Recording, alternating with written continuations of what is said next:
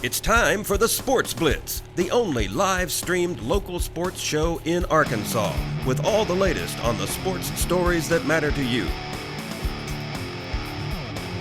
What's going on? Welcome into the Sports Blitz on a Monday. It's a good day following a Hogs win. Maddie enjoyed himself at War Memorial Stadium. He rolls his eyes. I saw you got a video of Alex Collins. I think the U of A is coming after you for that. His first touchdown as a Razorback. That's a keepsake. But we had a good weekend. We hope you enjoyed yours as well. Mark Freeman and an empty chair here in the Cogswell Motors studio. Maddie Lassiter's here, and Brad Caldwell will call in at about 11:15. Thank you for making us a part of your day. Whether you're watching live or you're watching the replay, we thank you for your time. We've got a lot of stuff to talk about today, but mostly it's football. It's football season. It was opening weekend in the NFL. It was the second week of the college football season. It was also opening weekend in high school football, and we got 10 great games. A couple of the teams played one another, but 10 teams that we cover in this area had good weekends for the most part. There were only a couple teams that just really had a bad time of it, one of them being my alma mater, and it doesn't look like it's going to get any better in the near future for those guys. But we've got a lot of stuff to talk about today. We're interested to find out what you have to say.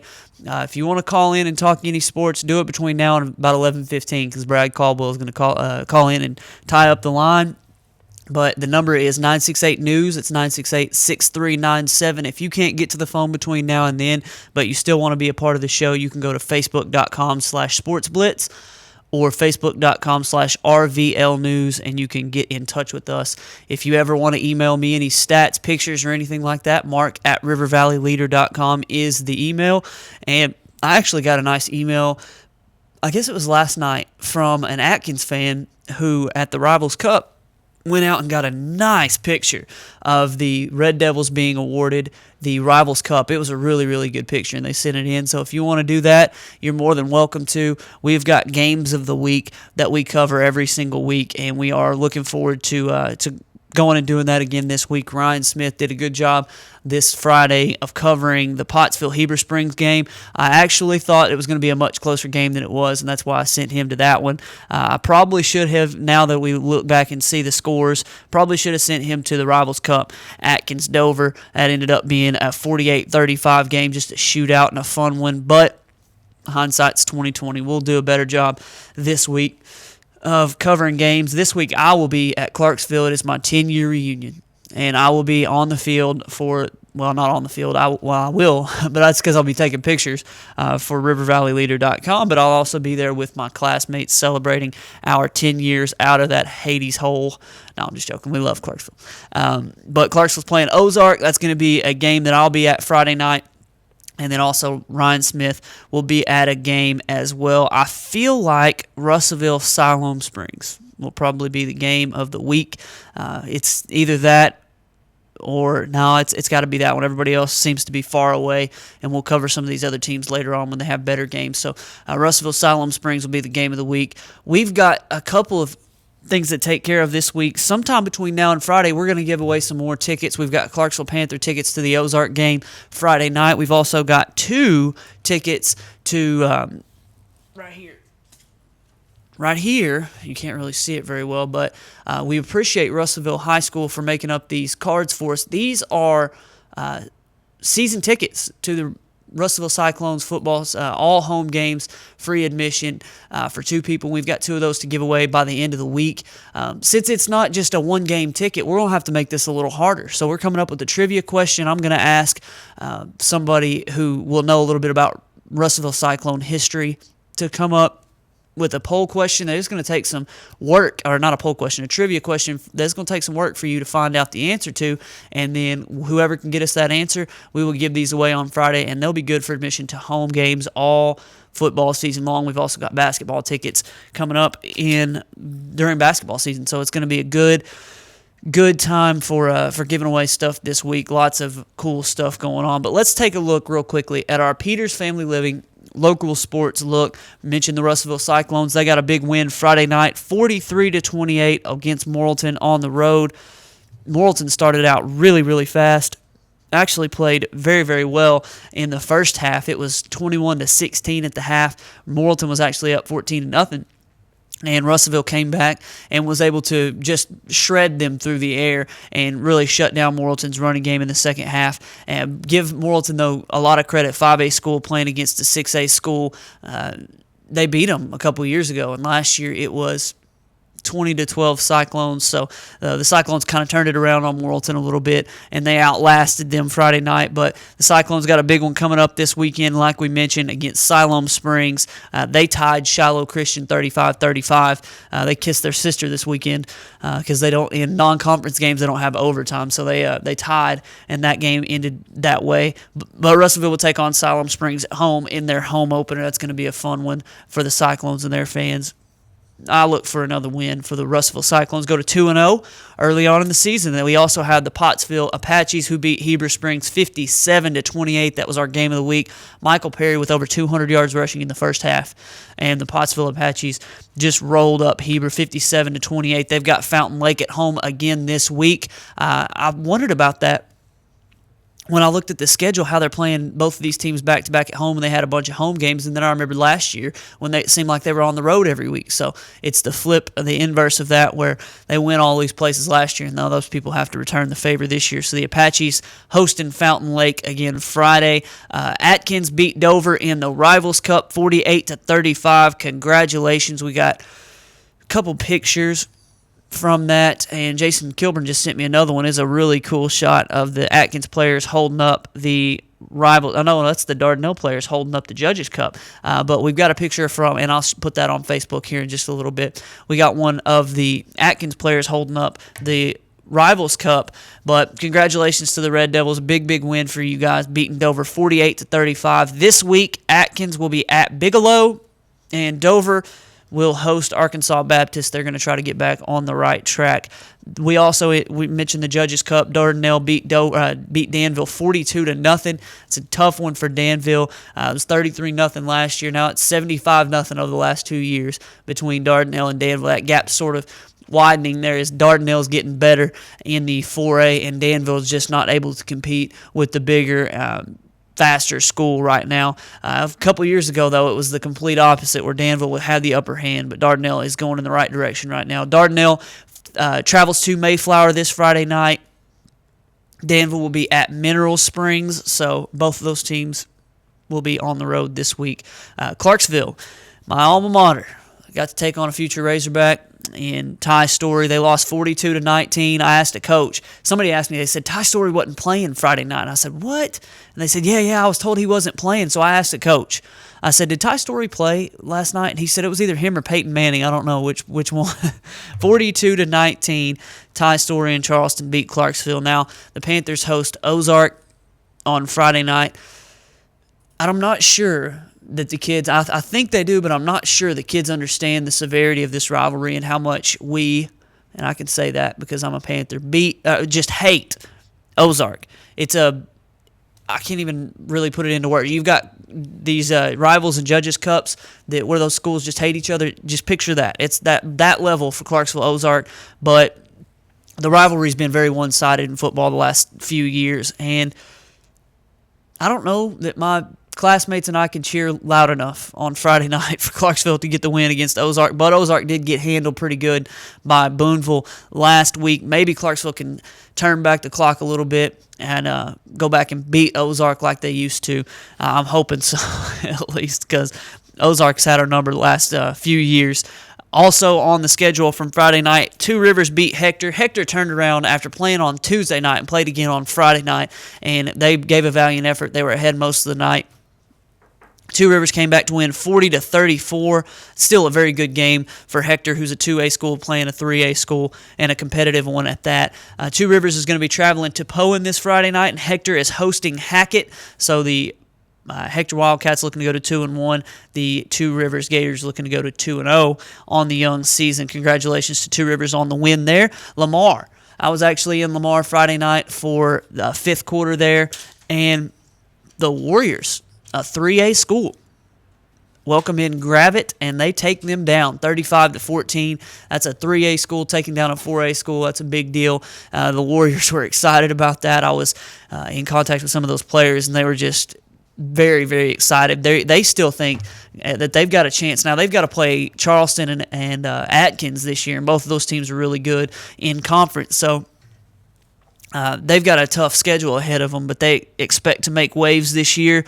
And I didn't know that Lamar was going to be as good as this coming into the season, because I knew last year they had a pretty good team and they lost several guys. So a big win for the Warriors, 35-14. Congratulations. Lamar hosts Subiaco Academy this Friday night. They're in Lamar, looking to go to 2-0 as well. And as we mentioned on Friday, the Arkansas Tech Wonder Boys won Thursday night against Northwest Oklahoma by a score of 38-10.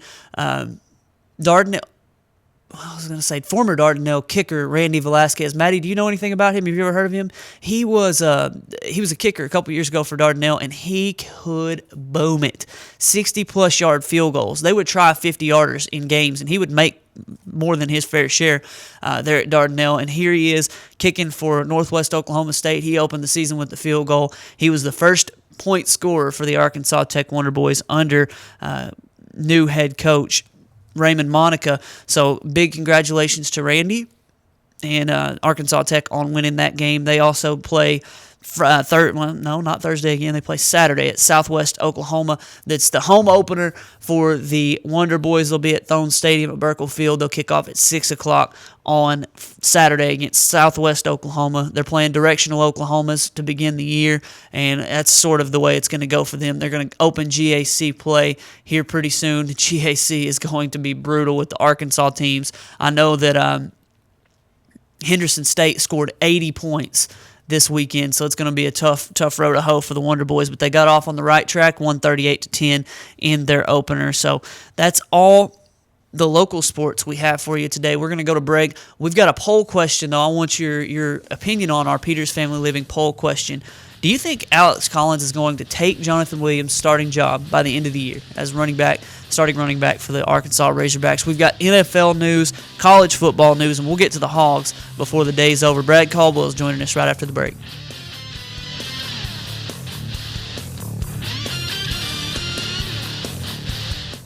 Today, there are more than 20 brands of cars being sold in America. So to be noticed, Ford and Cogswell Motors have to go further than anyone thought we could. How does Ford stand out above the crowd? Not just with plug-in vehicles like the new 2013 Ford Fusion Energy that gets a projected 100 miles per gallon equivalent, but also with a line of gas vehicles equipped with the innovative EcoBoost engines combining power and efficiency, plus a full measure of technologically advanced features. We invite you to stop into Cogswell Motors today. We go further than anyone thought we could, so that you can go further too. RiverValleyLeader.com is the #1 local source for instant news in the River Valley, offering HD video and live streaming along with top-notch coverage of all the news and events around the area. The River Valley Leader is the only place to go for all the information you need. Check out the newest local business featured on the site, as well as police news and coverage from important meetings, along with the personal stories, all at one convenient click. Check out RiverValleyLeader.com. Over 69 years of treating you like family, Peters Family Living's main goal is customer service. That is their promise to their customers. They offer in-house financing on furniture and appliances and a 30-day money-back guarantee. For a friendly, no-pressure atmosphere, visit Peters Family Living today at 201 North Arkansas Avenue, Russellville, online at petersfamilyliving.com, or call 479-968-2929. If you didn't count on KARK4 today this morning, here's what you missed. Updated news. Police continue searching for suspects after a home intrusion overnight. Developing stories. There's another piece of presidential history turning up here in Arkansas. And weather and traffic on the force. Friday night, Saturday morning will bring us our next chance rain. Every 10 minutes. Around the clock. Making your day easier. So rise and shine and count on. Count on. Count on KARK4 today. Hi folks, Richard Roberts with Cogswell Motors in Russellville. You know, we've been in business since 1949. A dealership doesn't stay in business that long under the same ownership unless you're doing something right, and that's taking care of customers. We have the largest selection of new Ford, Lincoln, Mazda, and pre-owned vehicles in the River Valley. So if you want the most for your trade, the best interest rate on financing, and the best price on a new or pre-owned automobile, come to Russellville and see us. We're at 1900 East Main, or visit us on the web at cogswellmotors.com.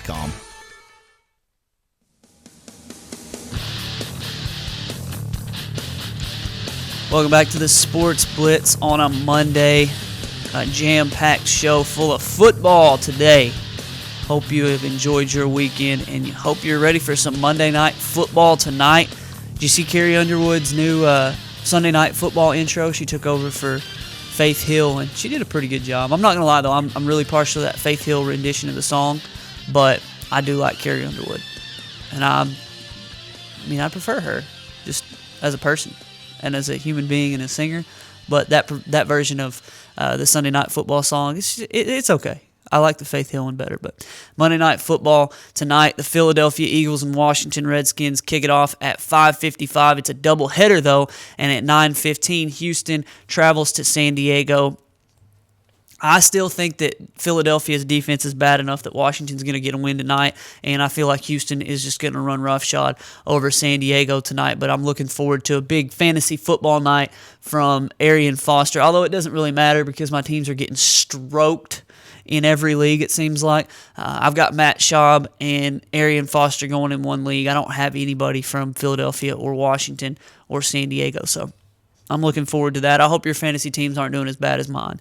It was a rough weekend for me. But among the top stories in the NFL yesterday, if you weren't able to pay any attention last night, Colin Kaepernick and the San Francisco 49ers, a very impressive win there over Green Bay, although Green Bay had to travel into Candlestick, but Green Bay is no joke. And when you can come in and do what San Francisco did to Green Bay last night, it's very impressive. 412 yards and 3 touchdowns passing for Colin Kaepernick. He only ran the ball 7 times for 22 yards, which means he stayed out of harm's way in that aspect. And that's one of the things that Green Bay or that San Francisco was wanting to do, keep him out of those situations where he would have that risk of injury. And Green Bay, their whole game plan, it seemed like, was to intimidate and just hit Colin Kaepernick even late and out of bounds like Clay Matthews did. But it didn't necessarily work for him because Colin Kaepernick would just drop back, and he would find Anquan Bolden to the tune of 13 times for 208 yards and a touchdown. Just an incredible game for Anquan Bolden, and the Ravens fans just shake their heads. Like, what in the world just happened? We win the Super Bowl, and we give Joe Flacco, of all people, a boatload of money, and we let Anquan Bolden go. We know you're losing Ray Lewis. You know you're losing Ed Reed. You know you're losing a bunch on defense, but let's let the guy who pretty much was the security blanket, not pretty much, was the security blanket to Joe Flacco throughout that whole playoff run, just walk on out the door, pretty much. I think they got a draft pick or some sort of cap help for Anquan Bolden, but it wasn't near enough. 13 receptions for 208 yards in the win. Aaron Rodgers, 333 yards, 3 touchdowns, and 1 interception, which I believe is a tip ball there for Green Bay. But, Green Bay still struggling to run the football, 63 rushing yards. Eddie Lacy kind of got himself in the doghouse. He only had 41 yards, although he did have a touchdown. But he fumbled the football inside his own 20, and that was a big no-no for Green Bay, especially against San Francisco. When you have to make the best and the most out of every offensive opportunity that you get because their defense is incredible.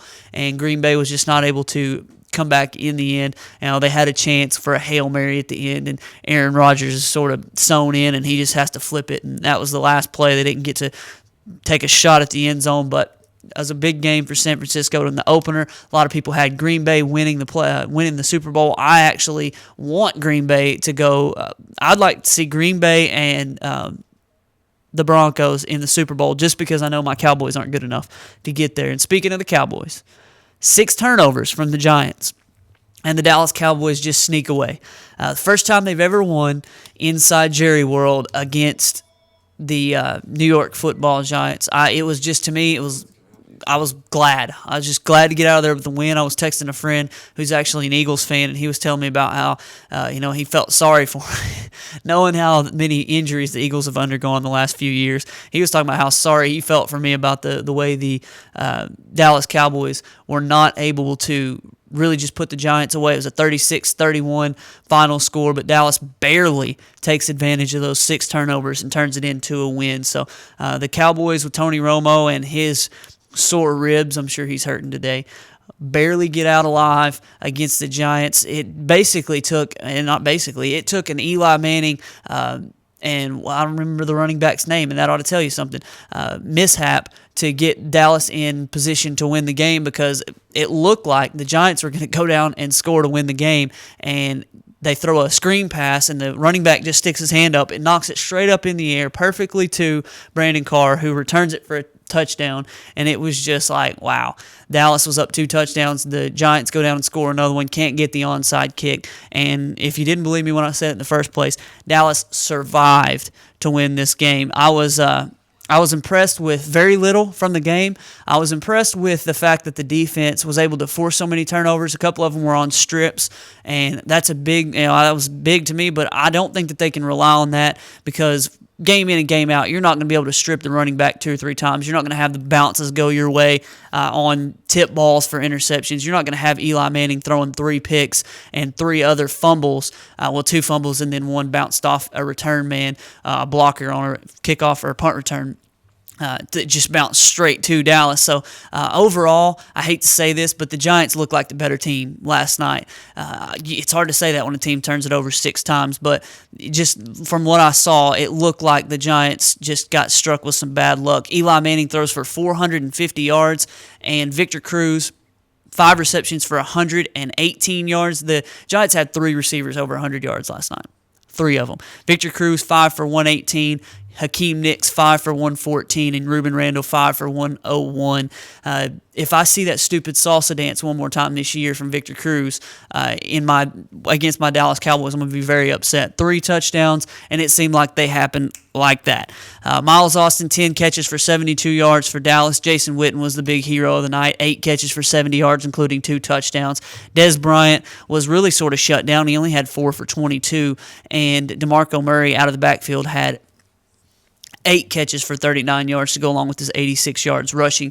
Tony Romo, 36 of 49. I think they threw it 35 times in the first half, and that's why he was, in my opinion, that's why he got hurt. You drop him back so many stinking times, there's a good chance somebody's going to get a hold of him somewhere in 35 pass attempts in the first half. He only had 263 yards, which is a 5.4 yard per completion average, and 2 touchdowns, 1 interception. I think it was off a tip ball as well. His QBR last night was 27.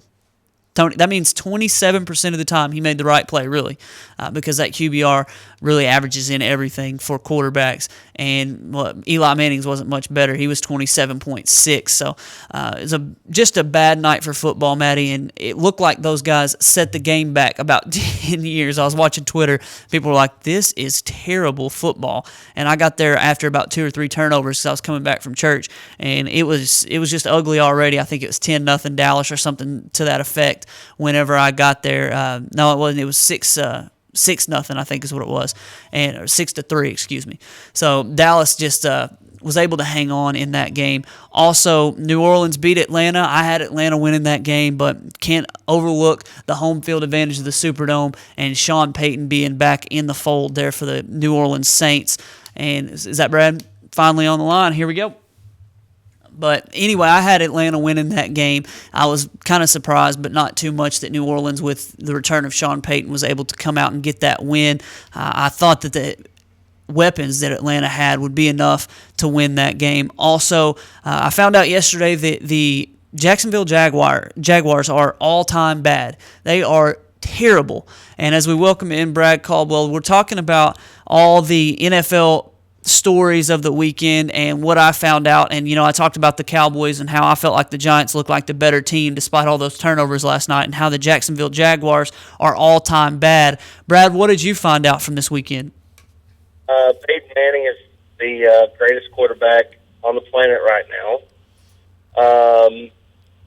Kaepernick is not far behind. It seemed like he was great. Had a discussion on Facebook about how he was overrated, and he had 332 yards and 3 touchdowns at that point. He went over 400 yards passing that day. So I'd say that overrated tag's probably a little bit premature on that one. There's some things that I took from the Cowboys game. As far as the Cowboys go, I think Monty Kiffin and that defense, for the most part, I know that they give up big numbers to Eli Manning, but Eli Manning does that sometimes.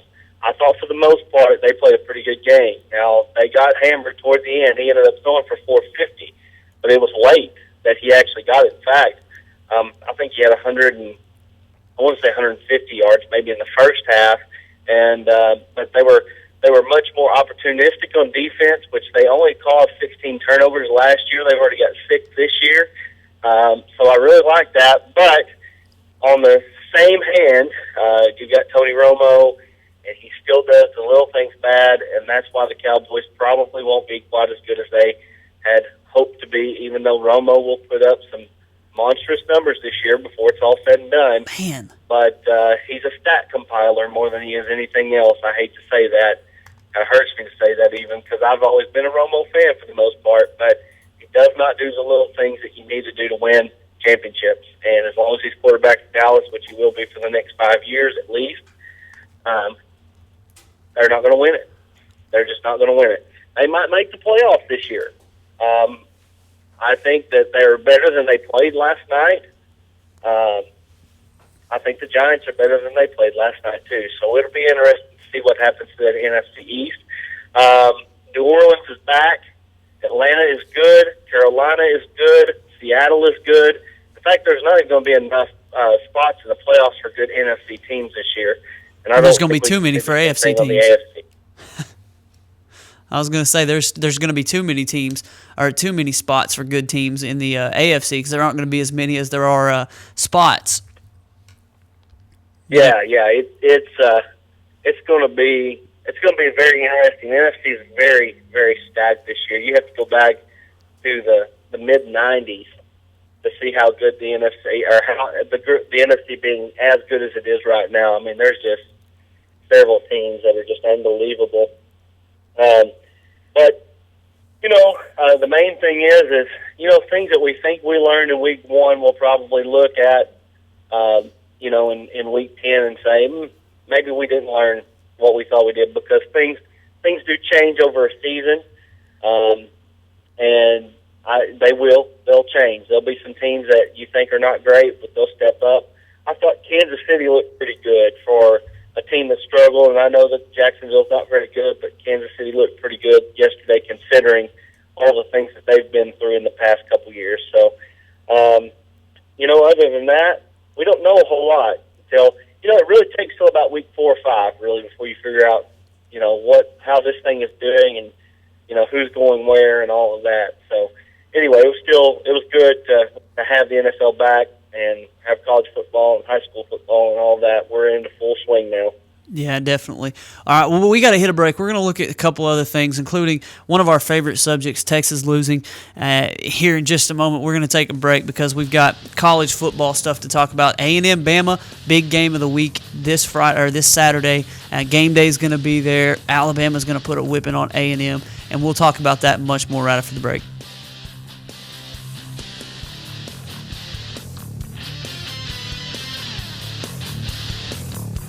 Today, there are more than 20 brands of cars being sold in America. So to be noticed, Ford and Cogswell Motors have to go further than anyone thought we could. How does Ford stand out above the crowd? Not just with plug-in vehicles like the new 2013 Ford Fusion Energy that gets a projected 100 miles per gallon equivalent, but also with a line of gas vehicles equipped with the innovative EcoBoost engines combining power and efficiency, plus a full measure of technologically advanced features. We invite you to stop into Cogswell Motors today. We go further than anyone thought we could, so that you can go further too. RiverValleyLeader.com is the #1 local source for instant news in the River Valley, offering HD video and live streaming along with top-notch coverage of all the news and events around the area. The River Valley Leader is the only place to go for all the information you need. Check out the newest local business featured on the site as well as police news and coverage from important meetings, along with the personal stories, all at one convenient click. Check out rivervalleyleader.com. Over 69 years of treating you like family, Peters Family Living's main goal is customer service. That is their promise to their customers. They offer in-house financing on furniture and appliances and a 30-day money-back guarantee. For a friendly, no-pressure atmosphere, visit Peters Family Living today at 201 North Arkansas Avenue, Russellville. Online at petersfamilyliving.com or call 479-968-2929. Hi folks, Richard Roberts with Cogswell Motors in Russellville. You know, we've been in business since 1949. A dealership doesn't stay in business that long under the same ownership unless you're doing something right, and that's taking care of customers. We have the largest selection of new Ford, Lincoln, Mazda, and pre-owned vehicles in the River Valley. So if you want the most for your trade, the best interest rate on financing, and the best price on a new or pre-owned automobile, come to Russellville and see us. We're at 1900 East Main, or visit us on the web at cogswellmotors.com.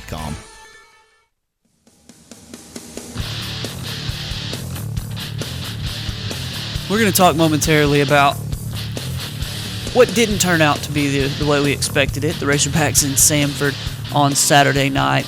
May get Maddie's interpretation because he was there live and in person.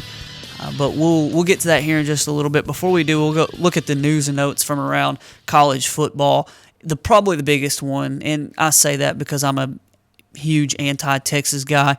I hate the University of Texas. I'm from Oklahoma, moved to Arkansas, so I've got double the Texas hate in me. But the University of Texas just drives me nuts. They always have their entitlement and their arrogance. They lost on Saturday night, 40-21 to BYU. They gave up 550 yards rushing. Just let that sink in. Texas, number 15 in the country, supposed to make a comeback in the Big 12. They're supposed to be, they're the big boys. They make more money. Literally, they make more money than anybody else, save maybe Alabama as far as the revenue that they bring in on a yearly basis. They've got their own network on ESPN. They are just the biggest of the big. They recruit 5 stars. You've heard all the stuff about Mac Brown and how he hasn't recruited this player. He wanted Johnny Manziel to play defensive back, and he wanted Jameis Winston. He didn't want Jameis Winston at all. He wanted all these other guys to play different positions. And, I can't fault him for some of those, because when you've got a guy that you've got on your board higher than other people do, than other people, you may have to put somebody else someplace else. But it's sort of like the whole Houston nut, Ryan Mallett, come play tight end for me. Well, now he's in the NFL playing quarterback. You were a little wrong on that. So we have to make fun of you when you are wrong like that. Mac Brown, buddy, you have ran Texas into the ground, and I'm stoked about it. I wish he'd stay there forever. Saturday, they get smoked, 550 yards rushing by BYU, and it cost Manny Diaz his job. Sunday morning, it comes out, Mac Brown has fired his defensive coordinator, Manny Diaz. They asked him, the media asked him after the game, what was your plan? He said, our plan was to stop the run. He said, and we failed. Yes, you did, Mac. You gave up 550 yards to BYU. Yes, sir. What's funny about them firing Diaz is Diaz was a pretty dadgum good coordinator at Mississippi State. In fact, he was really good. And so he's the first one to take the axe. I found it really intriguing. I had no idea about this until just today, that they brought Greg Robinson back as a consultant. That's usually the first sign that you're going to be cut, especially if the guy is a defensive coordinator, which that's what Robinson was for Texas for a long time. And so it was very interesting that they went ahead and fired Diaz. Diaz is a good D coordinator. He'll get a job somewhere. There is some stuff going on at Texas right now that is way past, just the bad defense. I mean, they're not getting the players that they need to get for a team like Texas. I mean, David Ash is a horrible quarterback. Well, I mean, I shouldn't say horrible. He's not what they should have at Texas, and they're in disarray right now. Well, Mac Brown's not going to be there at the end of the year. I would say that definitely following the season, Mac Brown's gone. He may not even make it out. of the season altogether. Greg Robinson, I don't know if you remember, but when he was at Michigan, there a couple years ago, there were people clamoring for him to be gone that day. He's terrible. Get rid of him. Go, find somebody else. They did. Michigan has miraculously turned it around on defense. Greg Robinson's not going to make the difference for Texas. The problem to me isn't necessarily the X's and the O's, as Brad just mentioned. It's the Jimmies and the Joes. It's the fact that Texas, as much as they've recruited, picked and chose who they wanted, they haven't developed those players. They've just put them in and said, basically, you're 5 stars, you're Texas, go out there and win. And they've just not been able to do it, and I love it. I hope that Mack Brown stays around forever. I hope they never replace him, and I hope that the Longhorn Network and Texas is there to just, as you saw in, I guess it was The Dark Knight, some people just want to watch the world burn. I just want to watch Texas burn, and I want to watch them burn every year.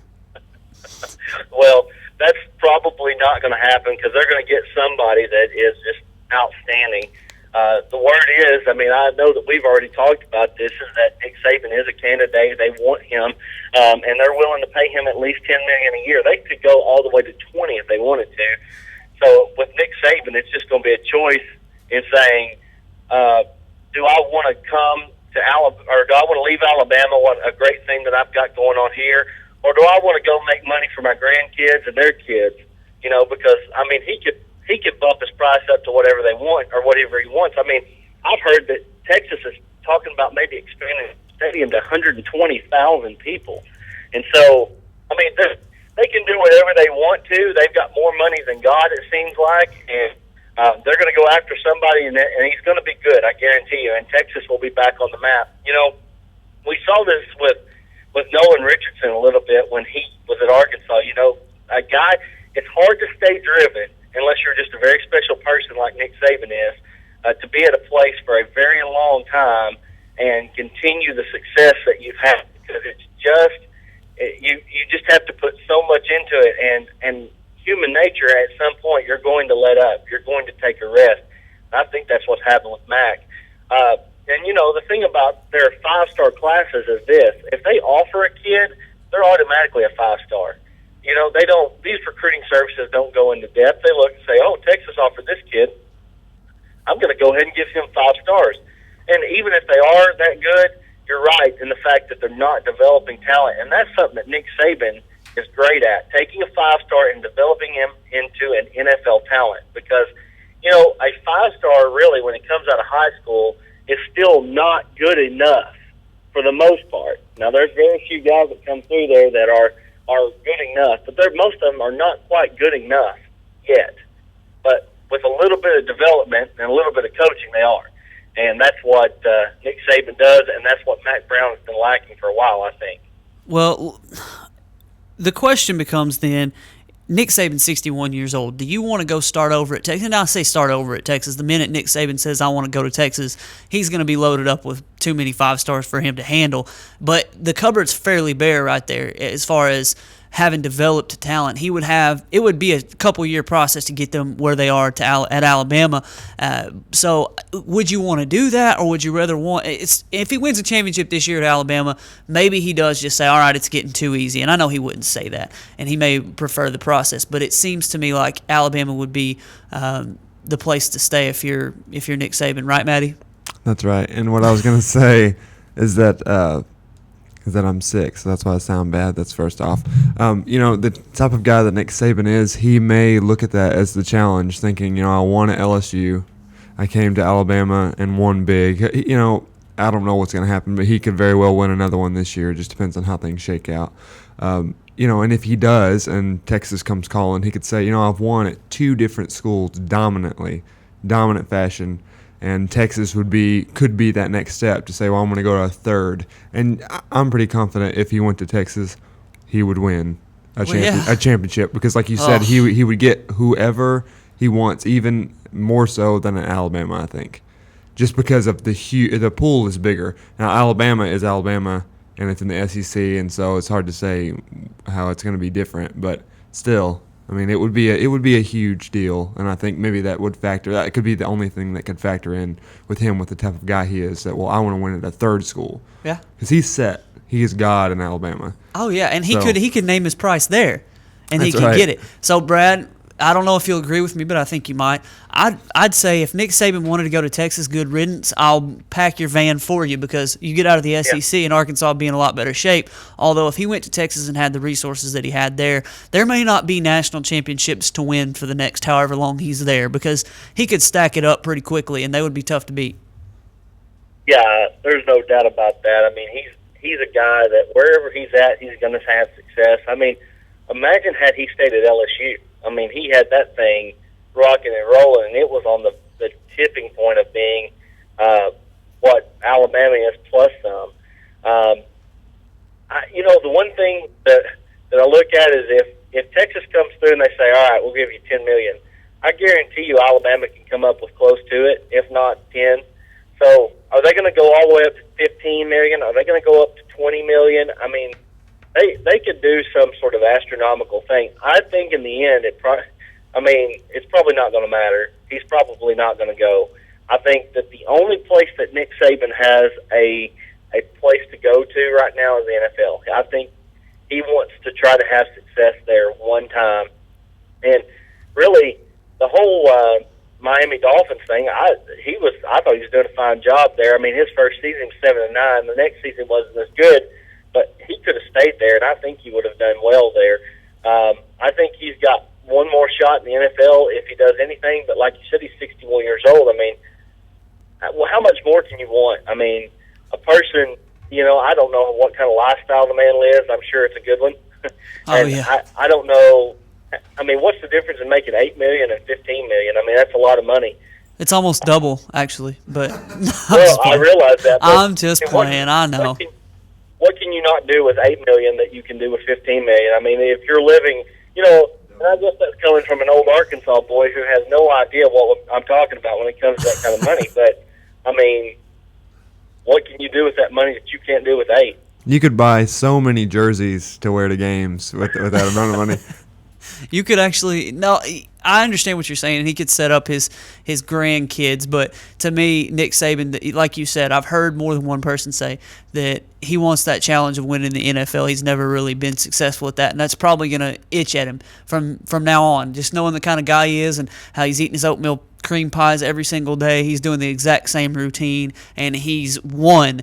He wins a national championship. He says, "I'll savor this till tomorrow." It's like ridiculous. That's the way he the way he works and the way I just don't know how long he'll go in college.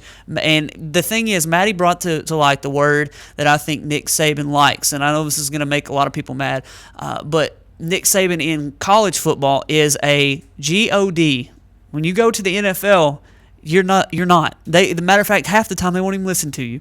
So he can't get the same sort of respect and reverence that it seems like he likes from college football in the NFL. So Nick Saban, although he might want to win in the NFL, I think he'll weigh the pros and cons and he'll stay in college football. And I doubt he goes to Texas if that came to be an opportunity. But I would be glad to see him go, Brad.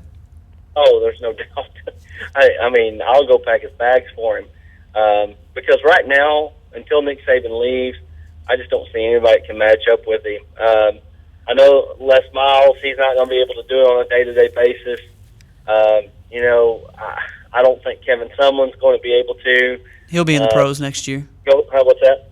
Kevin Sumlin will be in the pros next year. You think so? Yeah.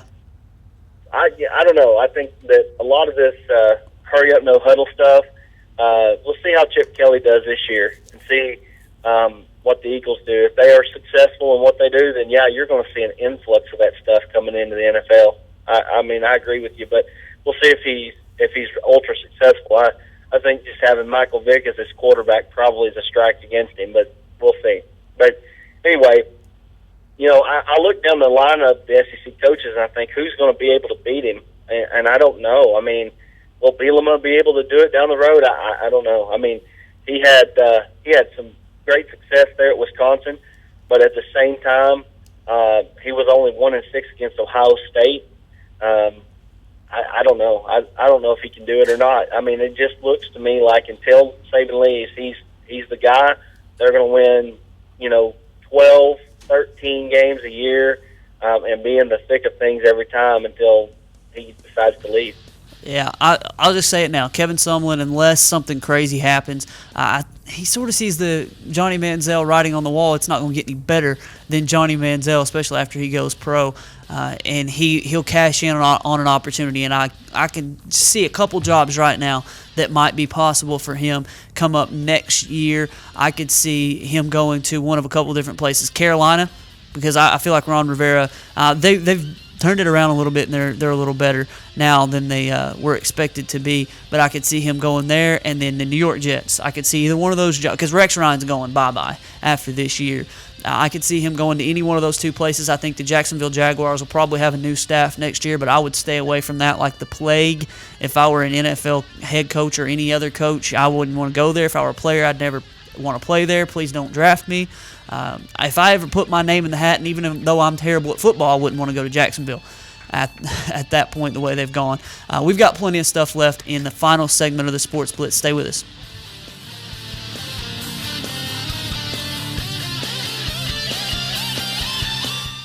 Today, there are more than 20 brands of cars being sold in America. So to be noticed, Ford and Cogswell Motors have to go further than anyone thought we could. How does Ford stand out above the crowd? Not just with plug-in vehicles like the new 2013 Ford Fusion Energy that gets a projected 100 miles per gallon equivalent, but also with a line of gas vehicles equipped with the innovative EcoBoost engines combining power and efficiency, plus a full measure of technologically advanced features. We invite you to stop into Cogswell Motors today. We go further than anyone thought we could, so that you can go further too.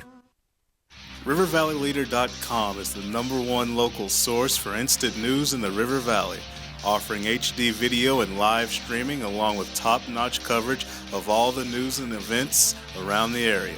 The River Valley Leader is the only place to go for all the information you need. Check out the newest local business featured on the site, as well as police news and coverage from important meetings, along with the personal stories, all at one convenient click. Check out RiverValleyLeader.com. Over 69 years of treating you like family, Peters Family Living's main goal is customer service. That is their promise to their customers. They offer in-house financing on furniture and appliances and a 30-day money-back guarantee. For a friendly, no-pressure atmosphere, visit Peters Family Living today at 201 North Arkansas Avenue, Russellville. Online at petersfamilyliving.com or call 479-968-2929.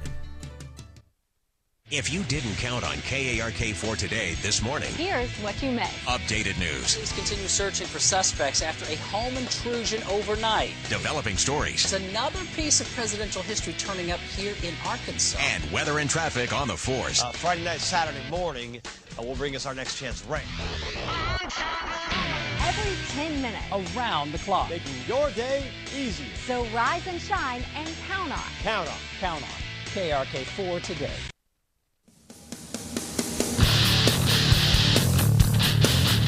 Mark Freeman, Maddie Lassiter inside the Cogswell. Hey, I mentioned you in the open. That's good, isn't it? Because you talked. So you had a microphone, you talked, so we put you in the open.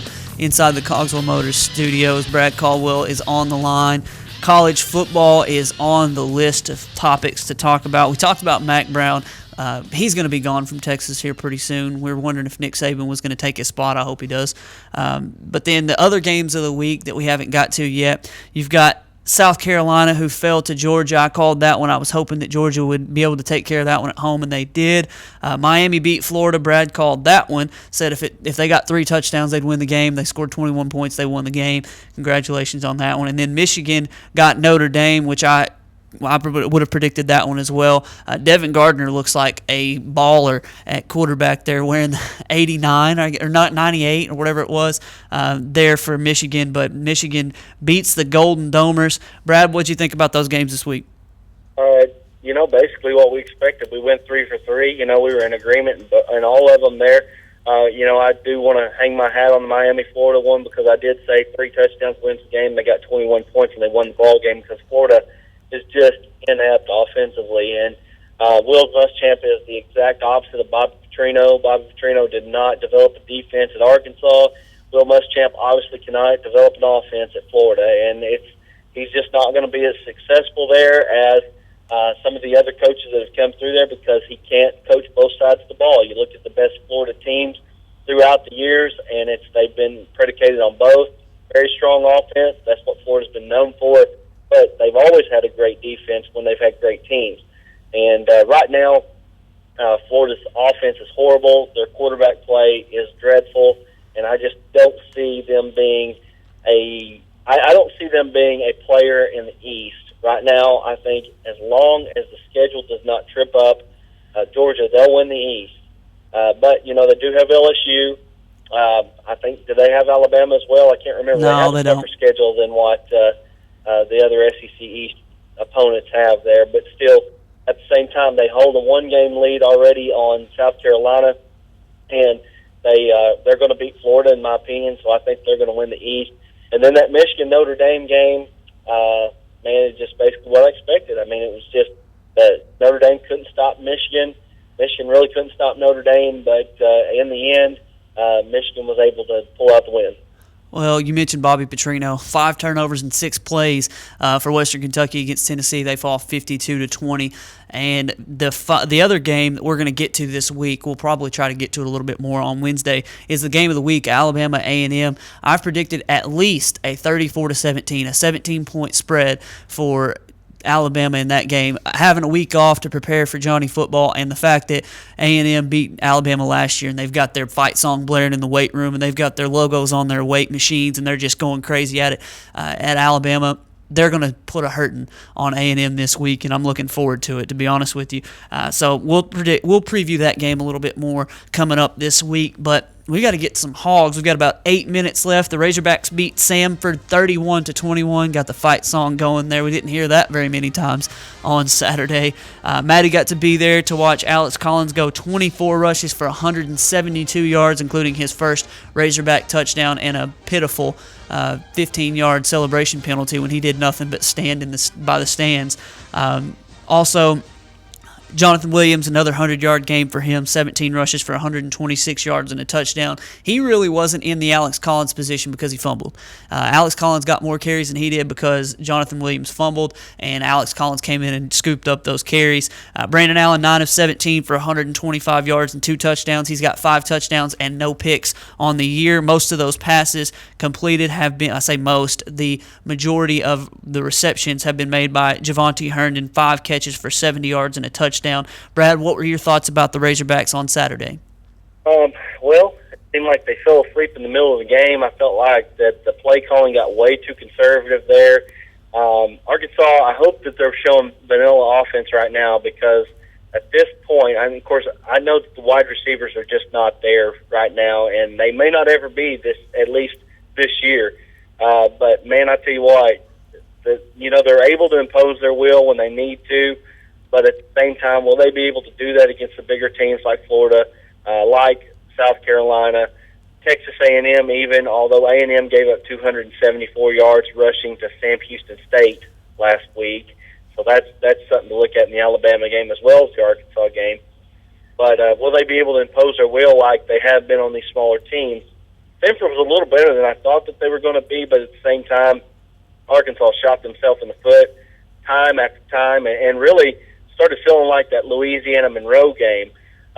You looked at the stats and you thought, before you looked at the stats, you thought, man, they ran up and down the field on us, but really they only had 231 yards of total offense. And I thought the defense showed some backbone when they needed to, when they were back against the wall, but there were desperate times that they didn't look great.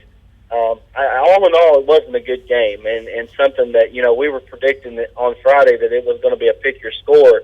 It ended up being a deficit going into the fourth quarter, and that's not acceptable when you're playing a team like Samford. And they've got to come out next week or Saturday and look better against Southern Miss, or I think that they've got some major problems because coming up are 2 very good offensive teams, and if they can't stop some things, then I think they're going to be in trouble coming up against Rutgers and against A&M.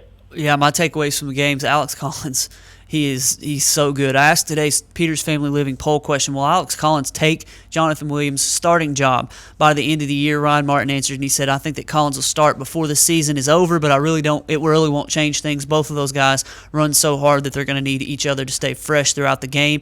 He made the point that Collins has 45 carries to Jonathan Williams' 35 so far, and he assumes that Collins will continue to get more carries no matter who the starter is. That's a good point. Both of them are going to get their carries. Both of them are going to get 1,000 yards if things stay the same way they are, especially with the fact that they can't really count on many receivers and they're going to keep that ball on the ground.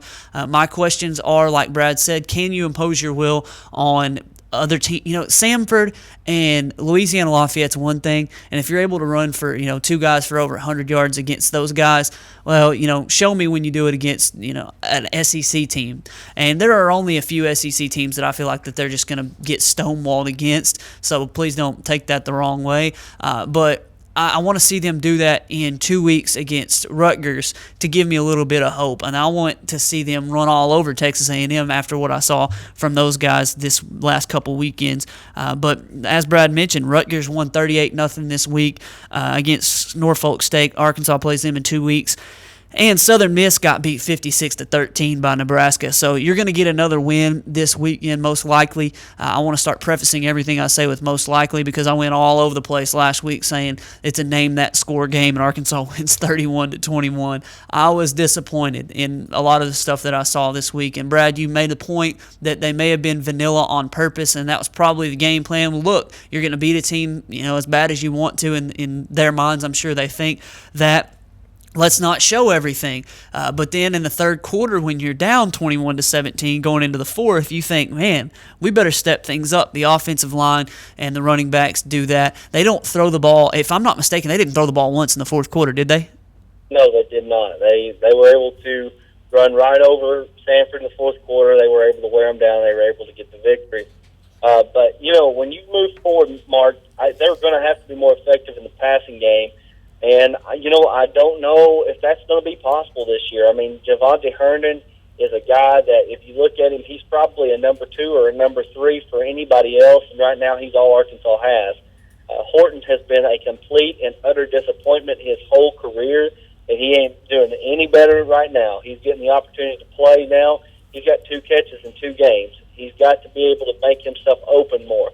Right now, when you're seeing Arkansas go into 4 wide sets, you're seeing 2 tight ends in the slots because they just don't have the personnel. Now, my question is Keon Hatcher a guy that can step in there? He was a guy that caught a ball in the first game, a younger guy. He showed some flashes in the spring game, but he has been hurt the whole time here from about mid-fall camp until basically now. He pulled his hamstring again in the win against Lafayette. And so, can he stay healthy? I think he's got some ability. And then DeArthur Cowan was a guy that was having a great fall camp from what I understand. Can he step up and be a guy that they can depend on if he comes back? Because, he showed some things last year, showed some flashes of talent, even though he should have been redshirted last year anyway. But can they go and be more effective in the passing game? That's going to be the question on how good this team can be, because really, when you look at them, they are as advertised as far as they're physical on both lines now, more than they have been in the last few years. They can run the ball. They're going to be able to run the ball, but they're not going to be able to get 307 yards against Florida. They're not going to be able to get it against South Carolina. They're definitely not going to be able to get it against Alabama.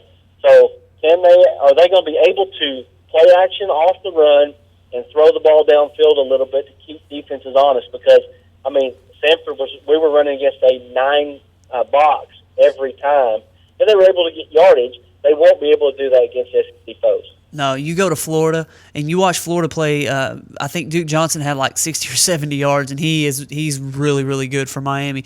So Florida is going to be able to shut down the run. Alabama, LSU, those 3, and South Carolina, those 4 teams are going to shut down the run, and it's going to be a question of whether or not you can make enough passes to keep them honest. I did see 9. I saw 10 in the box one time. They had no safety, 10 in the box, and one man on the Arkansas receiver just basically saying, we know what you're doing. You ain't going to throw it to this guy, so we're just not going to cover anybody deep.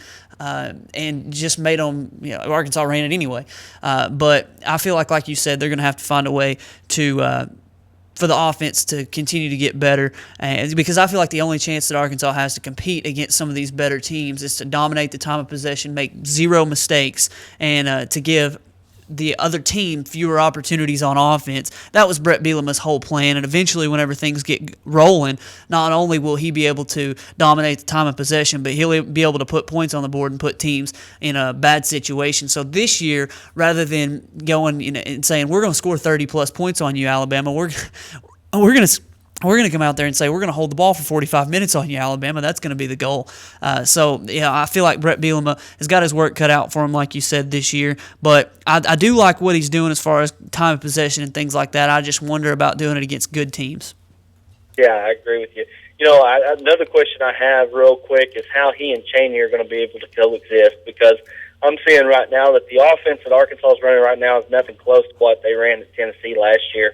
Last year Tennessee's offense was not the problem; it was their defense. It was pathetic, and I'm at the point right now, and I know this is just 2 games in, but I just don't see this marriage working between Chaney and between Bielema unless he's just, unless he's just willing to take that and shove it down people's throats. But I really felt like the fact that Brett Bielema came to Arkansas and he got Chaney, I thought he realized that he probably needed to be a little bit more balanced to be more successful, because I think had he had a little bit more balance at Wisconsin, yeah, they won 3 Big Ten championships, but they were 1-6 against Ohio State. They lost 3 straight Rose Bowls.